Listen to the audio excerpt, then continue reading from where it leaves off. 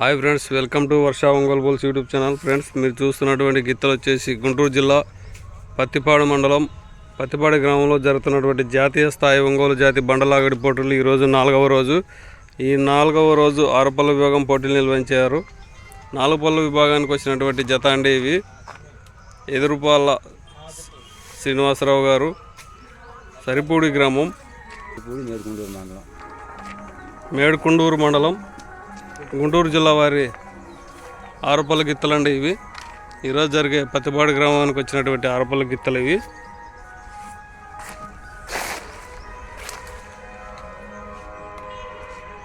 ఎదురుపాల శ్రీనివాసరావు గారు, సరిపూడి గ్రామం, మేడుకొండూరు మండలం, గుంటూరు జిల్లా వారి 6 పళ్ళ గిత్తలండి ఇవి.